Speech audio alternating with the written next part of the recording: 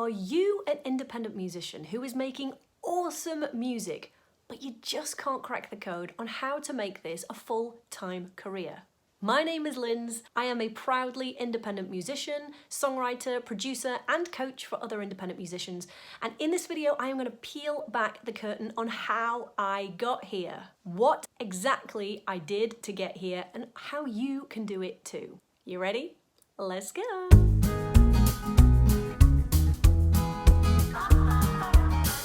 So there are a lot of YouTube videos out there trying to answer this particular question. But when I scroll through them, a lot of them actually talk about what it is you need to do, maybe touch on the why, but very few of them talk about how someone in front of you has actually gone and done it and peel back the curtain to show you this is how I did it. So think of this video a little bit like a coffee catch-up chat with me where you can pick my brain. And if this video raises any queries or questions for you in terms of how to make music your front hustle and your career, I really want to hear about them. So type your questions in the comments and I will answer them. But before we get into the meat and potatoes of this video, I'm going to ask you 3 questions, and then we're going to circle back around at the end and answer them together in the context of what you've heard in this video. So question number 1 is this: what is your goal? Do you want to go touring with music? Do you want to do more gigs? Do you want to sell music online? Do you want to grow a fan base? Do you want all of it? What is your goal?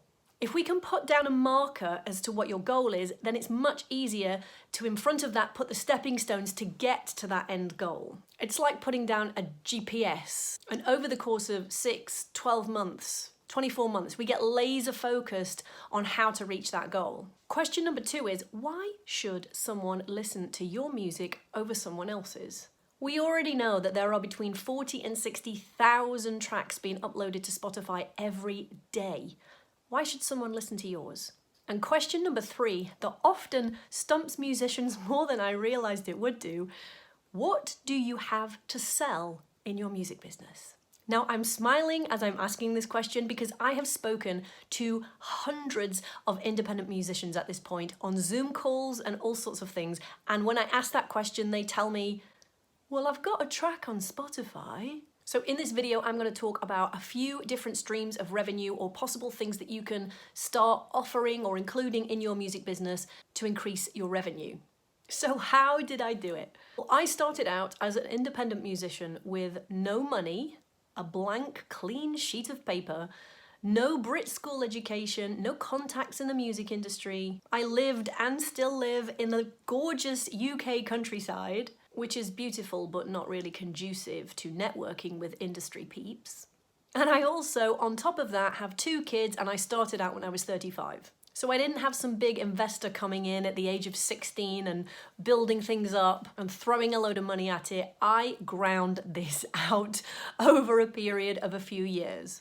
I actually used to be a secondary school teacher in my first profession, and I taught languages, not even music. But I remember waking up one day just thinking, I don't want to do this anymore. Music is in my DNA and I want more from my life. I didn't want to be on somebody else's hamster's wheel. And music used to bring me so much joy, but I just lost it in the day-to-day of life.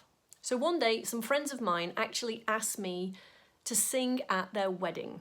They remembered that I used to be really musical back in the day, and I found that it was such an honor to be asked. I didn't want to mess it up for them. So I set about rehearsing.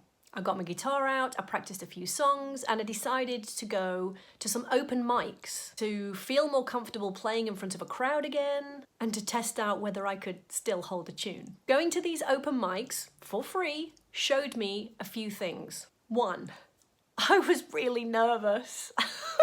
2, I barely knew how to plug my guitar in. It had been that long. I've never been like super tech savvy and up with all the gear and stuff. So I was so grateful at the open mic that there was somebody there to help me, but it made me realize that I do need to learn this stuff for myself. And 3, I love playing music. I love seeing the joy on other people's faces when the music hits them or lyrics resonate. And it gave me such a rush and it absolutely inspired me to do more. So straight after that first open mic, I rushed home, got onto the internet and Googled how to be an independent musician. First up, I realized that I need to have some original music, and secondly, I needed to figure out the internet and social media and how to find people who are going to love what I do. So every gig that I managed to land for the next year or so, I saved all that money and I started to invest in courses, coaches, books, and even ventured outside of music to get the answers that I was looking for. I was asking questions like how to do marketing as a musician, how to find fans, how to make money as a musician. And every course or coach that I invested in, they were really good on their own, but they only really gave me a piece of the jigsaw puzzle, but never quite gave me the full picture. But what was working were the bits that I could implement and were actually moving the needle and making a difference. I was starting to notice. So for me, Twitter was an awesome platform for me, and yet other platforms weren't working so well. And I started through Twitter to find music fans from all over the world that were really digging my music. They were in no way coming from Spotify, and my music was in no way mainstream. But these people were interacting with my stuff, I was interacting back with them, and I was using the social media platform to make connections with people and build relationships. If you want a more in-depth video on how to do that, I will link it in a card and also in the description so you can look at a more in-depth video on exactly how it is that I use Twitter to find my fans and attract an audience. But still at this point, I was kind of still giving my music away online with the goal of making relationships and building connections and growing my audience in the first place. So then in 2018, I decided to write a bank of songs, and I shared 2 demos a week with my inner circle of my growing audience and got them to vote on which of the 2 songs each week they preferred the most. And at the end of 10 weeks, we had a bank of songs that we could make an EP or an album from. The response blew me away. I was never expecting people to interact with me, to follow me, any of it. But because I was letting them in on the process and they were enjoying the content that I was making and the fact that I was working really hard to make these connections and build a relationship and I wasn't trying to spam or sell them stuff all the time, it really worked. And that in turn ended up turning into like a mini pre-order / crowdfund campaign. Now I didn't go to any crowdfund platforms like Kickstarter and Pledge Music.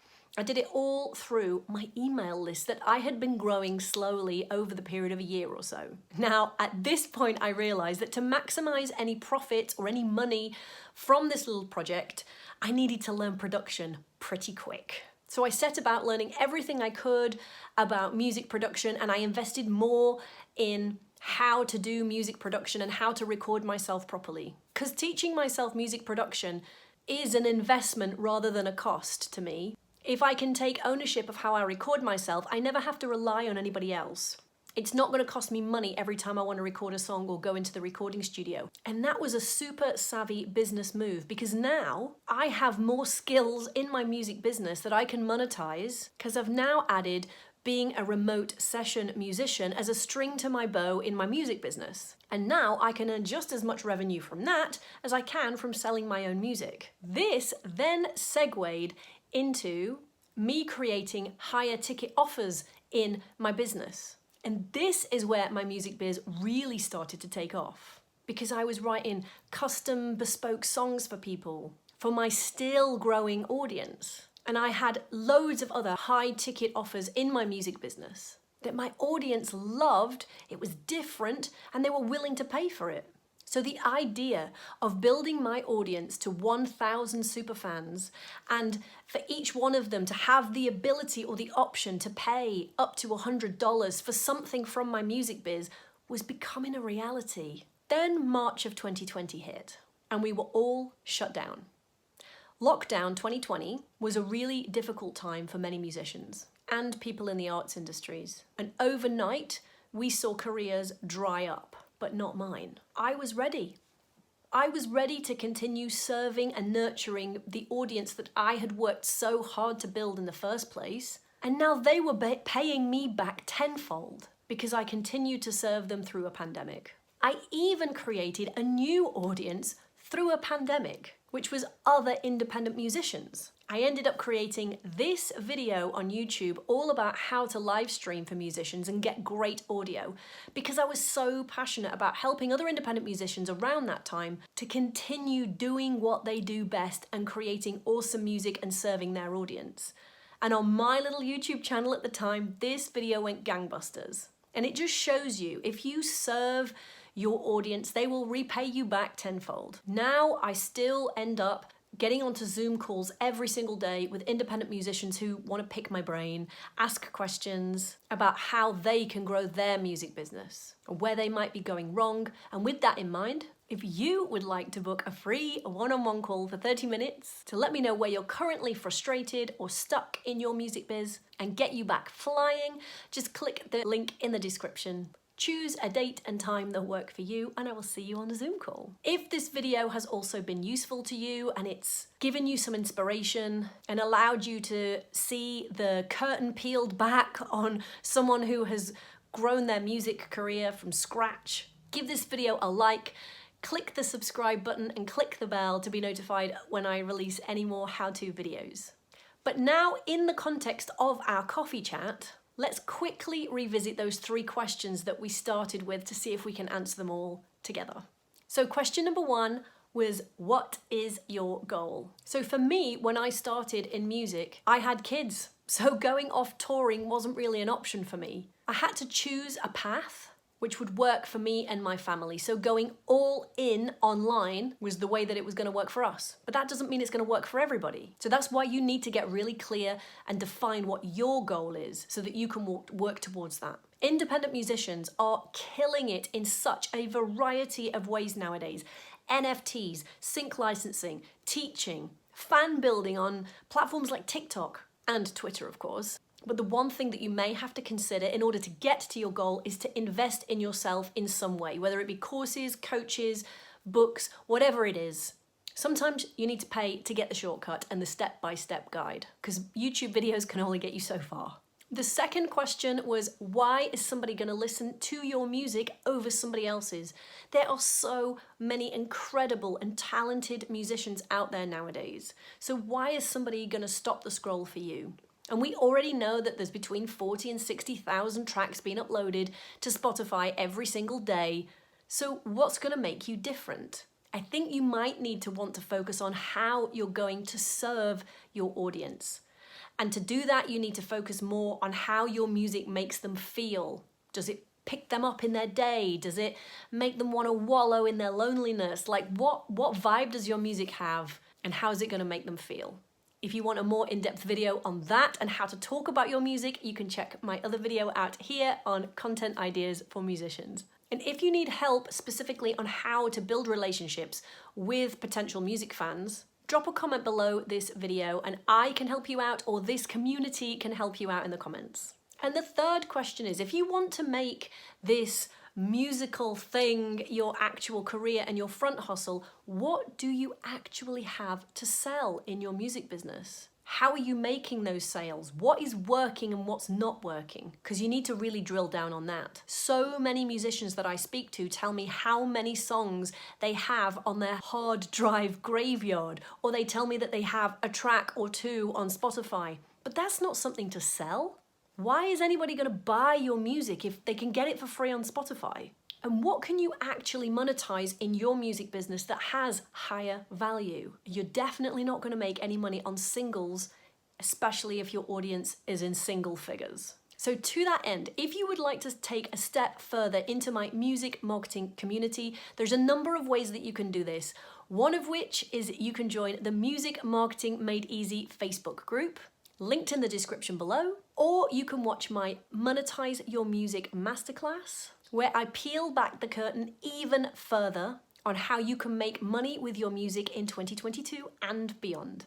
Until the next video, see ya, bye!